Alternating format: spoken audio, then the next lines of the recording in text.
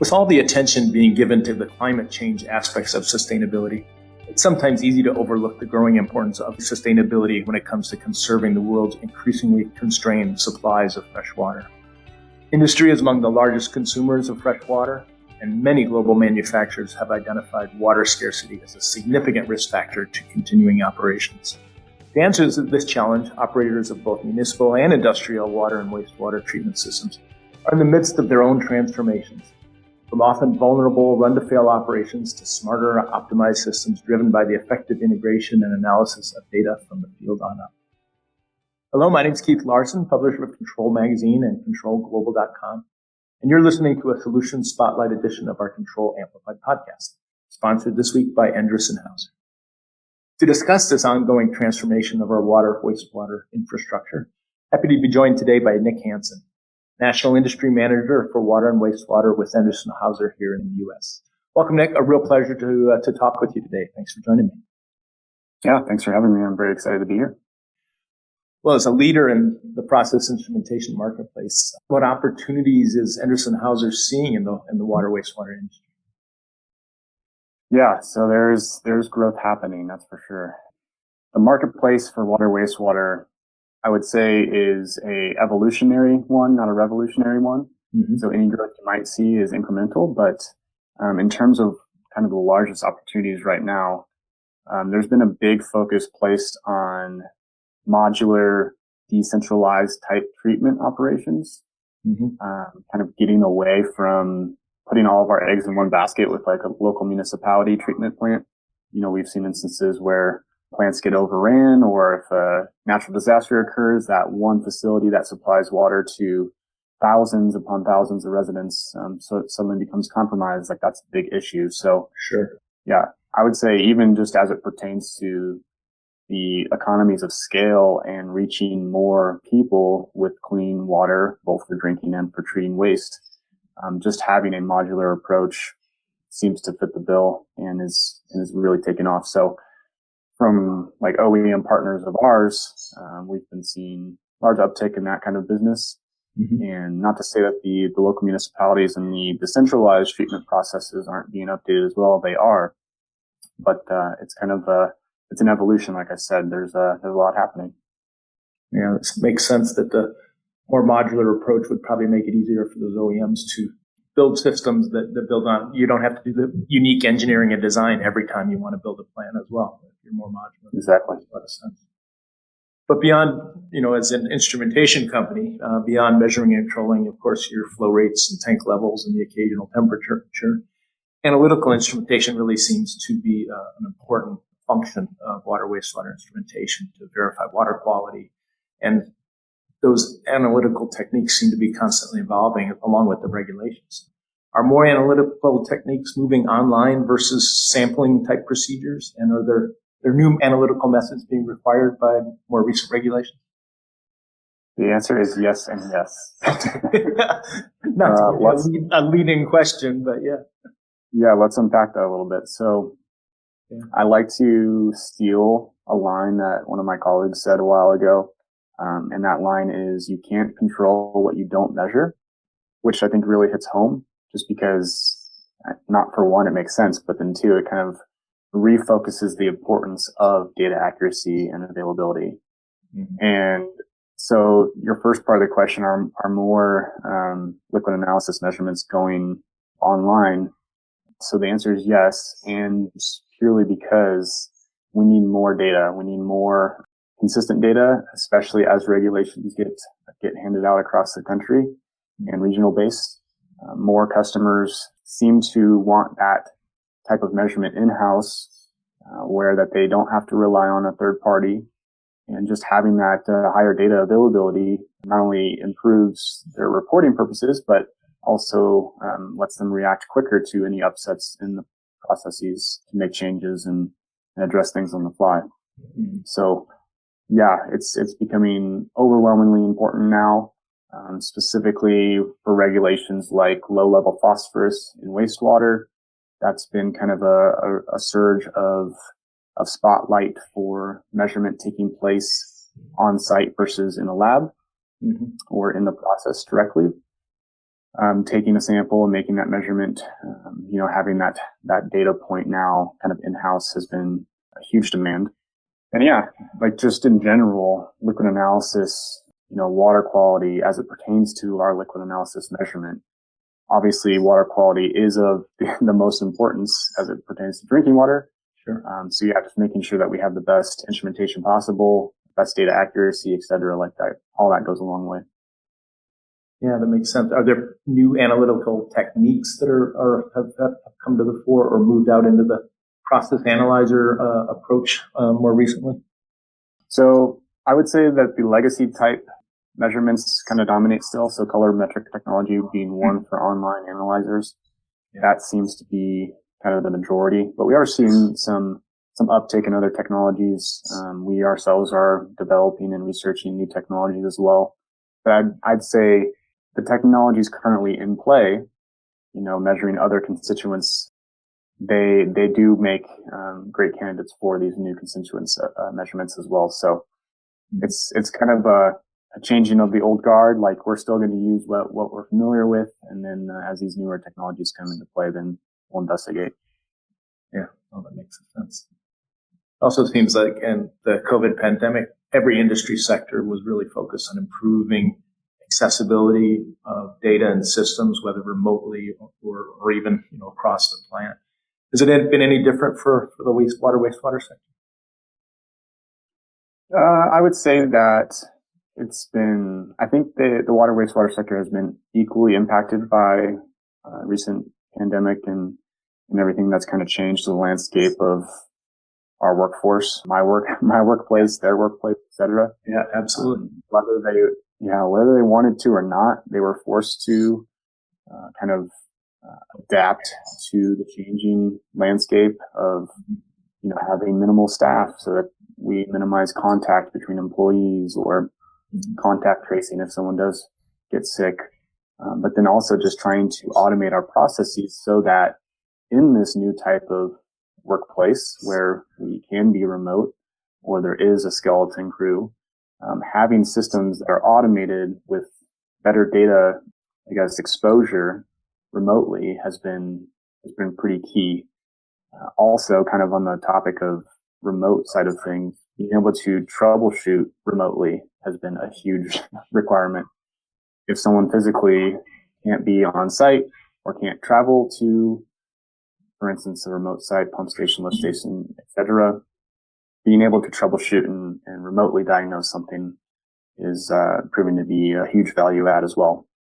So something that we've internally promoted at E&H with our products for years is now starting to become more and more in demand, and maybe somebody who wasn't so focused on the remote diagnostics aspect before is now a bit more interested.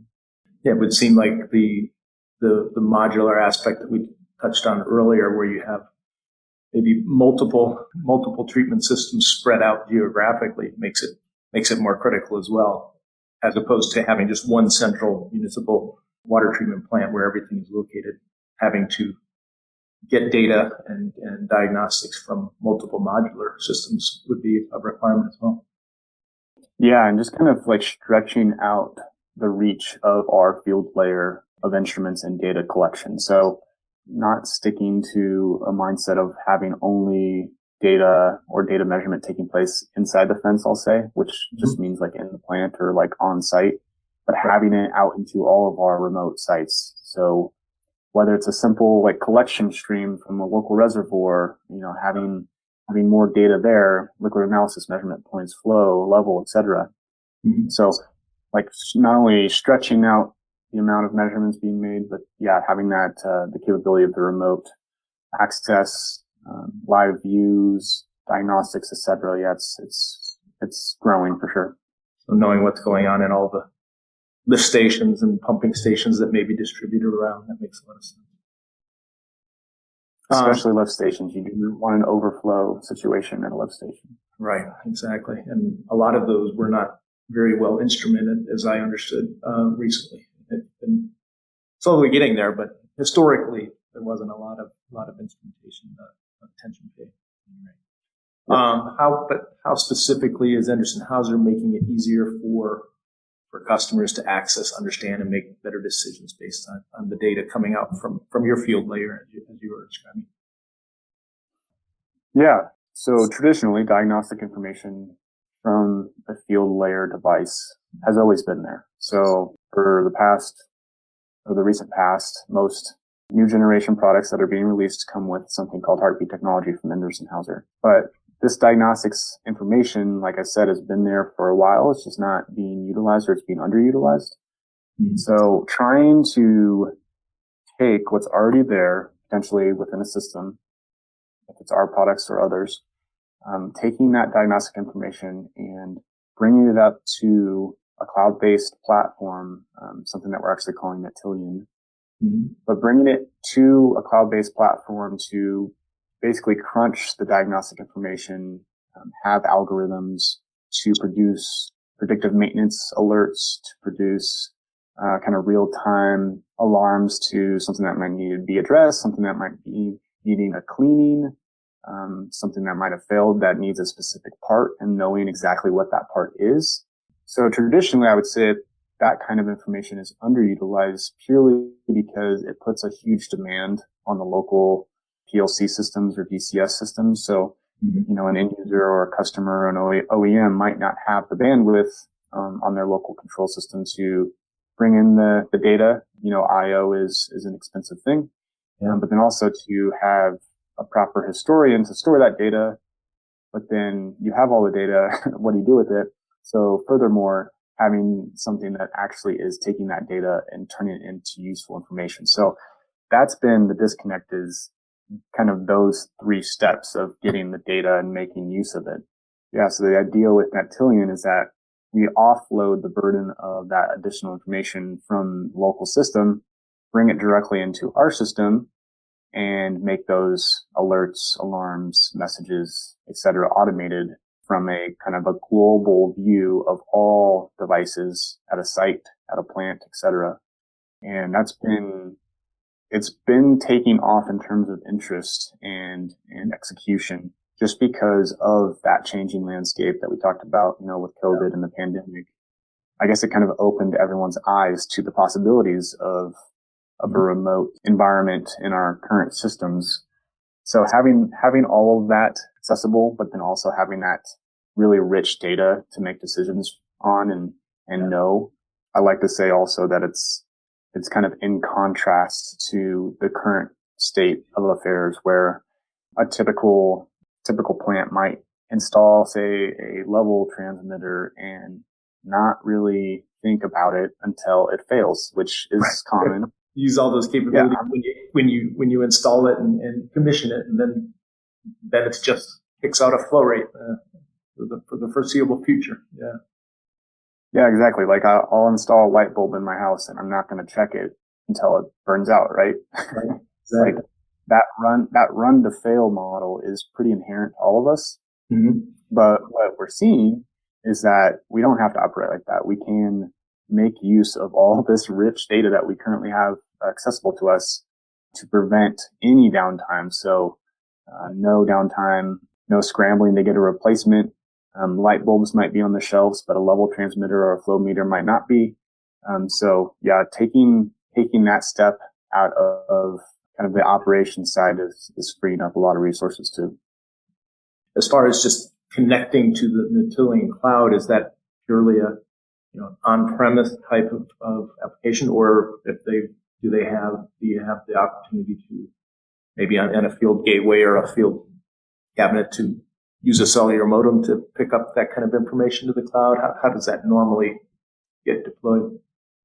Yeah, so we can do both. It can be on-premise, which is a pretty secure way of handling things. Mm-hmm. I know there are users that specifically are addressing cybersecurity as it pertains to kind of remote or cloud-based applications. Mm-hmm. So we can have it on-premise, but we can also do it cloud-based. So having local switches and gateways on site that interface with our instruments and others, and then report that data to the cloud. Obviously we do adhere to all the standards related to cybersecurity, and we place a huge focus on that aspect as well. So we can calm the nerves of anyone who's questioning that aspect for that installation type. But yeah, we can do it both ways. Are there other areas of sustainability improvement that are available to industrial users of water? How is Endress+Hauser driving innovation in that area? Yeah, great question. Sustainability is a huge kind of buzzword. Yeah, so the sector of water, wastewater, and sustainability kind of go hand in hand right now. Yeah. Obviously, as it pertains to local producers of water, having a sustainable or an efficient process not only impacts their bottom line. So if they're not losing any water, or they're very efficient with their processes and their chemicals and et cetera, and how they treat, they can maximize, profit and have a lean running operation. On the flip side, also, we need to be mindful of the source of our water.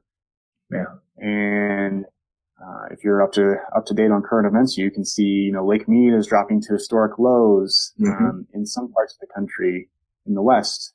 So water source is dwindling. Yeah. In other parts of the country, we have flooding where it takes out municipal treatment facilities. So you might see that as a surplus of water, but really it disrupts the whole infrastructure of producing clean drinking water. Yeah. So on the topic of sustainability, like, not only do we want to be mindful of our business, but we need to be mindful of the environment. And I would say the way that we're impacting that the most is just, again, through really accurate measurement and bringing in as much of these, I guess, calculated and detailed information as we can to make an end users or an OEM, et cetera, make their process as efficient as possible. We give them the tools to make that happen. And our tools kind of blend into that conversation of being, have as much uptime as possible, no downtime, having efficient processes, being able to make changes quickly to a process if there's an upset. So yeah, we're not directly responsible for producing large quantities of water in nature, right. But I'd like to say that we're pretty good at conserving them. Yeah. Well, great. Well, thank you for all you do. It's certainly an important cause, and I appreciate that. And thanks also for sharing your perspective with us today. Really appreciate it. Yeah, absolutely. Yeah. Again, my name's Keith Larson, and you've been listening to a Control Amplified podcast. And my guest today has been Nick Hanson, National Industry Manager for Water Wastewater for Endress+Hauser here in the United States. Nick, if any of our listeners today want to learn more about E&H's offering in the water wastewater industry, where can they go for more information or contact you directly with questions? Yeah, we have a great US-based website specific to our market. It's us.endress.com. And then we also recently released a new process automation blog where myself and other industry managers and product managers kind of put up white papers and the latest information on tough applications and enhancements in technologies. And that blog is endress+automation.com. And then I am personally also pretty active on LinkedIn in terms of sharing my activities as I travel across the country. And so yeah, you can just find me on LinkedIn, Nick Hanson. I think my URL is actually /Nick Hanson CU Boulder. Okay, great. Yeah, I found you pretty quickly with just Nick Hanson, so it shouldn't be very hard. So really appreciate you taking the time today. Thanks again. And thanks for all of you who are listening. Thanks for tuning in. Thanks once again to Endress+Hauser for sponsoring this episode. And if you on the listener side have enjoyed it, you can subscribe at the iTunes Store, Google Podcasts, or wherever you find your podcasts. Plus, you can find the full archive of past episodes at controlglobal.com. Signing off until next time.